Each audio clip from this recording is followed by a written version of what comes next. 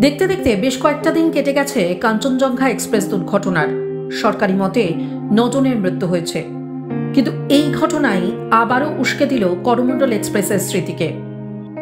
সোনারপুরের দুই বন্ধু এখনো নিখোঁজ থাকার ঘটনা এলাকার মানুষকে নাড়া দেয়। মনে পড়ে যায় সেদিনের কথা। 2023 সালের 2রা জুন করমণ্ডল এক্সপ্রেস দুর্ঘটনায় প্রচুর মানুষের মৃত্যু হয়েছিল। এখনো পর্যন্ত কিন্তু খোঁজ পাওয়া যায়নি সোনারপুরের দুই যুবকের, দীপঙ্কর মণ্ডল আর অজয় মিস্ত্রি।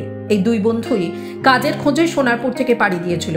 অক্ষয়ের বাড়ি সোনারপুরে, অন্যদিকে দীপঙ্কর সোনারপুরে মামার বাড়িতে থাকত। এরই পাশাপাশি এলাকায় থাকার সুবাদে দুজনের মধ্যে বন্ধুত্ব তৈরি হয়। ট্রেনে ওঠার পর দুজনের সাথেই তাদের পরিবারের শেষবারের মতো কথা হয়েছিল।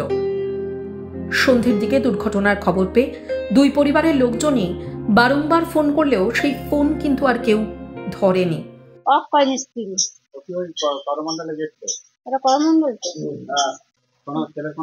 না, কোনো খবরও পাচ্ছি না, কোনো খোঁজ। আমাদের অনেকবার খুঁজে এসেছি, কোনো খবরও পাচ্ছি না। ডিএনএ টেস্ট করতে দিয়ে আসলো, তাও কোনো খবর পাইনি, কিছুই পাচ্ছি না, কোনো রিপোর্টও দেয়নি,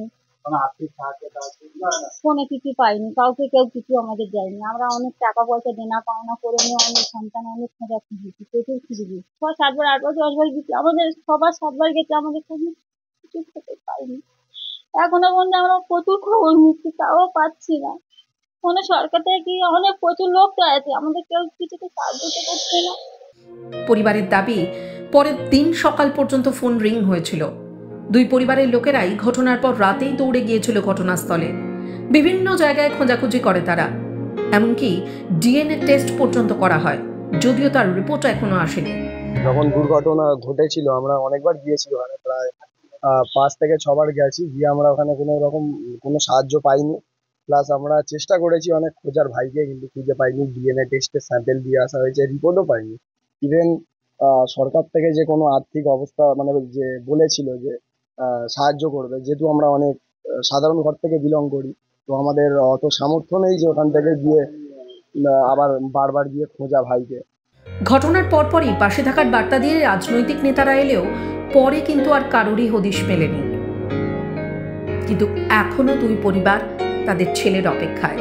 আর এই কাঞ্চনজঙ্ঘা এক্সপ্রেস দুর্ঘটনার খবরে পুরনো স্মৃতি উস্কে দিয়ে এখনো চোখ ভিজে আসে দুই পরিবারের লোকজনের।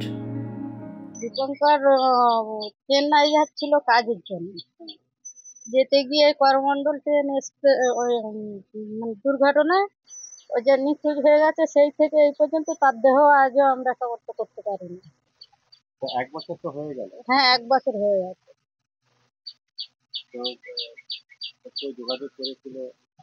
যোগাযোগ কেউ একরকম করেনি। আমাদের এই গ্রামে যে পার্টির তারা, ওরাই একটু এসেছিল, আর লাবণী নাকি ওর নামটা, লাভলি, ও এসেছিল, এসে একটু দেখে গেছে ঠিকই, কেউ কোনো সহযোগিতা আমাদের কিছুই করেনি।